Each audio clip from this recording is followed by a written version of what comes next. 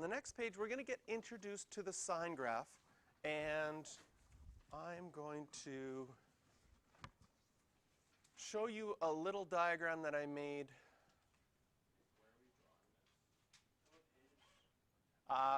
You are going to draw this on the next page, which is in 6.5 on the side of page 514. So our sine graph, you know that sine is the y-coordinate on your unit circle. So what I've got here is I've got a point, and I've got a little blue line, and I've got a little thing labeled sine. There it is, sine, representing that blue line, which is your y-coordinate. So you see this blue line here? It's getting longer. You know that at 90 degrees, or at pi over 2, it's exactly the radius, which is 1. And then in quadrant 2, your y value is getting smaller and smaller and smaller until it hits 0. Now your y values are negative. And then your y value is still negative until they get to 0. And this repeats itself over and over and over again. And if you graph it as you go along, as I've done here, you get this shape of a curve. So when we graph y equals sine x, it's going to be important to have all 4 sections which represent the 4 axes family. And you can label each of those points because you know sine of 0 is 0 from your pi plate, sine of pi over 2 is 1, sine of pi is 0, sine of 3 pi over 2 is negative 1, and sine of 2 pi is back to 0 again. And we put arrowheads on the end of the graph because this shape just keeps repeating itself over and over and over again.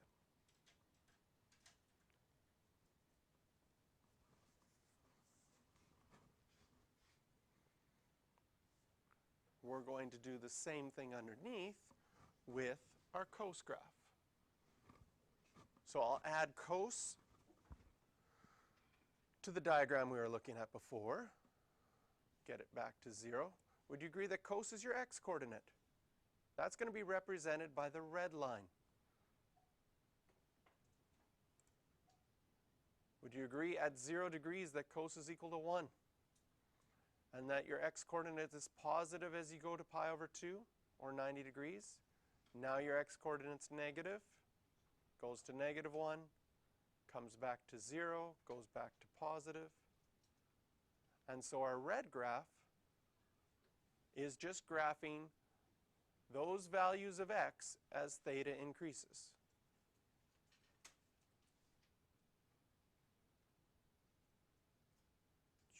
Oh, this is fun. Okay. So similarly,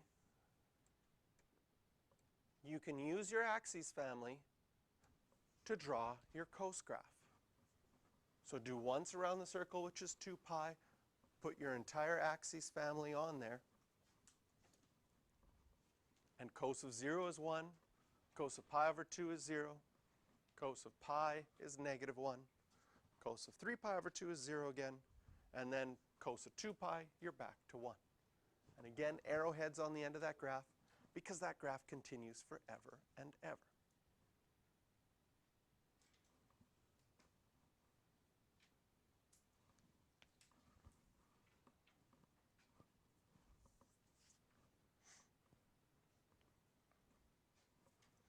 Now I'm going to show you the tan graph, which gets a little bit interesting.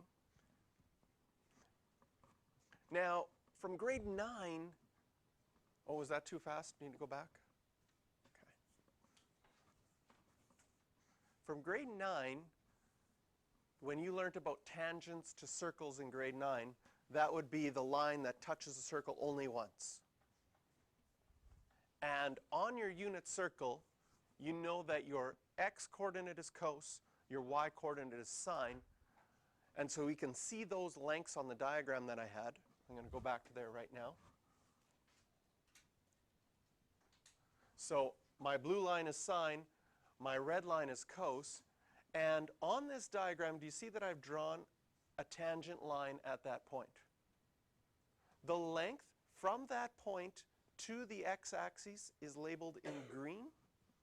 That's the actual true value of tan theta at that point. So the length from this point to the x-axis is your value of tangent.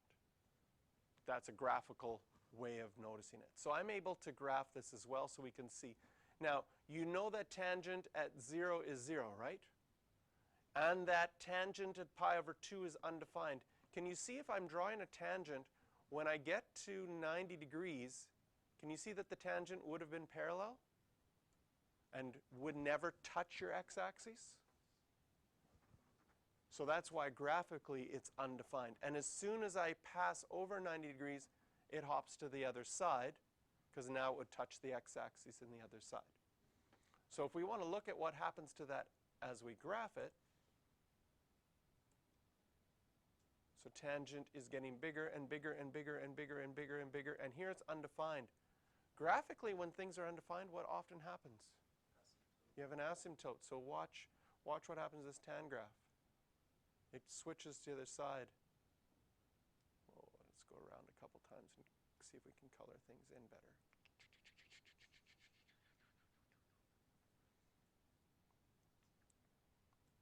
And so when graphing our tan graph, we have asymptotes at all the places where it's non-permissible. And I've gone once around in the positive direction and once around in the negative direction. And your graph approaches those asymptotes. So your tangent graph has a very similar shape to an x-cubed graph. It is not the same, but it's similar. But it just repeats itself over and over and over again. So if you take out your highlighter, in your notes they highlight some important definitions.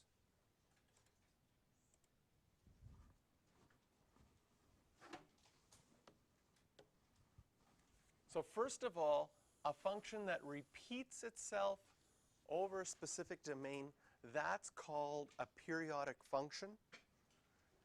And the amount of time that it takes, or the length for which it repeats itself, is called the period. So we've got what a periodic function is and what the period is. In order to find out how long it takes to repeat itself on a sine and a cos graph, you take one point. You could take a minimum and say, when is the next minimum? It's here. That length would be my period, and that takes 2 pi. You could also start at 0. So for our sine graph, at 0, the sine graph is in the middle going up. And then you have to check how long before it's in the middle going up again. Well, that happens at 2 pi. And if you start at 0, the period of 2 pi is really easy to see. Some other important definitions. Often, we will draw our center line with a dotted line and label it. So your center line is at y equals 0. And the name of that line, textbook calls it a center line. You'll hear me refer to it as the sinusoidal axis, just because the word sinusoidal sounds so much fun to say. Or sometimes it's just referred to as the average. So your center line is another important definition, or your sinusoidal axis. And that's the average. So what is the average amount of sunlight in Iqaluit? That would be its center line. Often things that do temperature changes. What is the average temperature in Winnipeg? Well, in winter it's cold. In summer it's hot. But it sort of follows a same cyclical manner, right? You can already predict that it should be warmer in June than it is right now, because your experience has said that it repeats itself. If you graph temperatures, the shape of your graph would probably make a sine or a cos graph. It'd have that same shape. It wouldn't be perfect because weather doesn't work that way, but overall the averages should come out roughly to this shape of a graph. Another important definition is the amplitude. And if you want to highlight amplitude in your notes, I think it's on the next page. The amplitude is the distance from a maximum point to the sinusoidal axis or to the center line, from a maximum or a minimum. So if we look back at the graph we were just doing, can you see that the distance here is equal to 1? From your center line, which is at 0, to your maximum, which is at 1, that distance is 1, so we would say our amplitude is 1. So characteristics of our graph, some more things to highlight and to talk about. First of all, does it make sense that your domain is everything? There's arrowheads on that graph. It would continue forever. But your range is only from -1 to 1. That's for your sine graph. Would you agree that that is identical for your cosine graph? Domain obviously is the same. Your range is the same.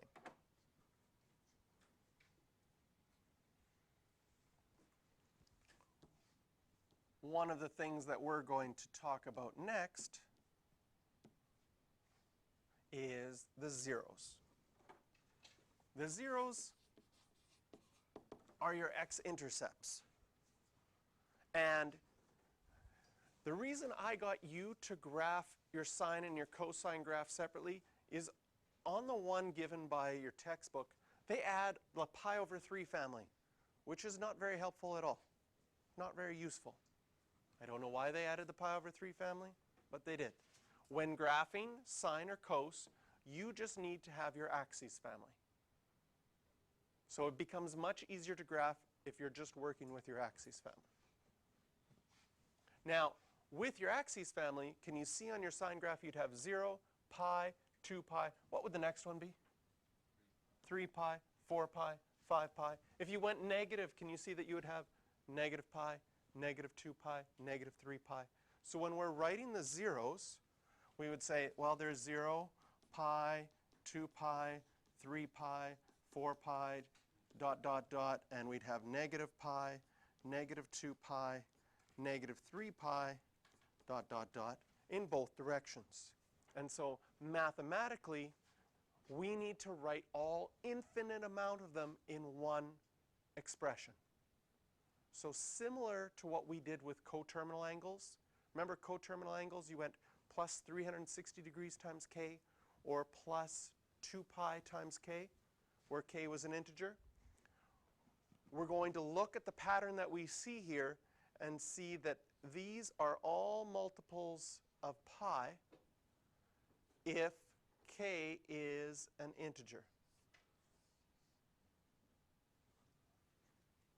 So if k is a positive or negative whole number, including 0, because those are your integers, that would list them all.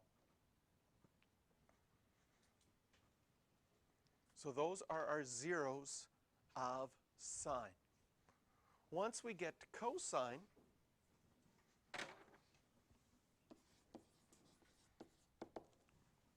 these zeros are a little bit harder. So again, if we go back to the graphs that we drew with our axes family, we have one 0 at pi over 2, another one at 3 pi over 2. What's the next one going to be?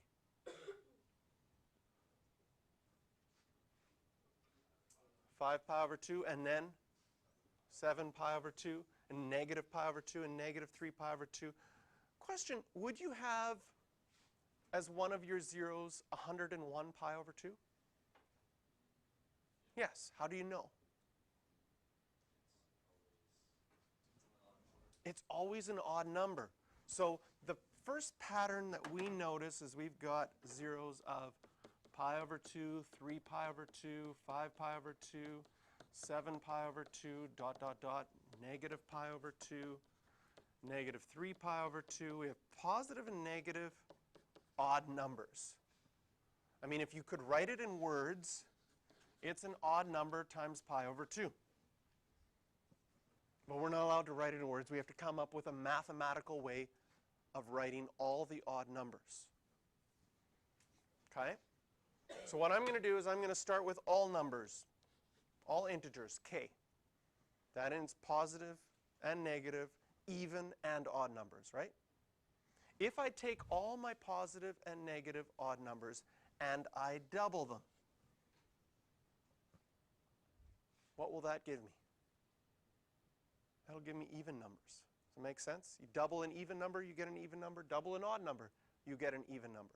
So 2k is the way that I could write all even numbers.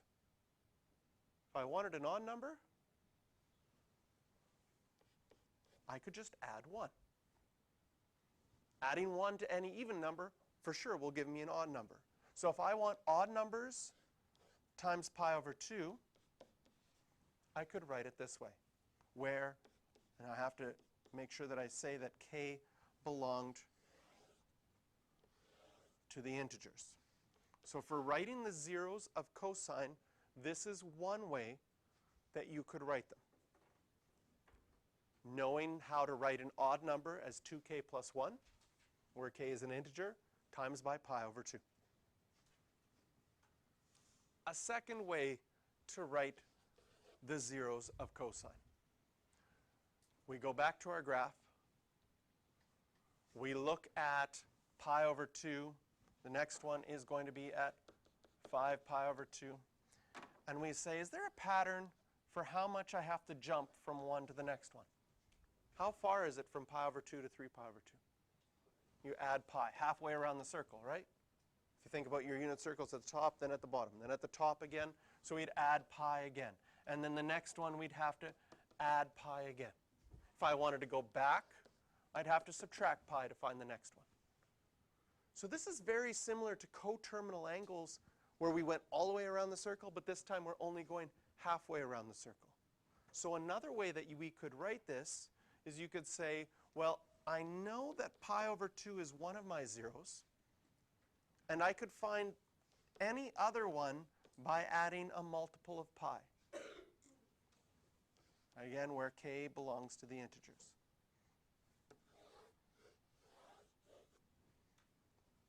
So if you're asked to write the zeros of cosine, you have a choice.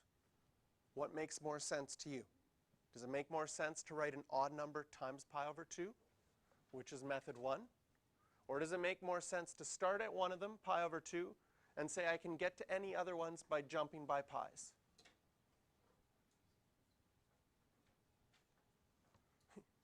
This is where you don't, they both don't make sense to me, Mr. JR.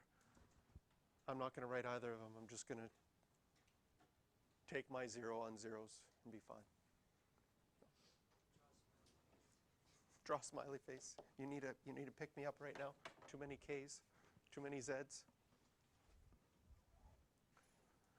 We're going to look at the zeros of tangent later. So we're going to end here for right now, and we'll finish this up later this morning.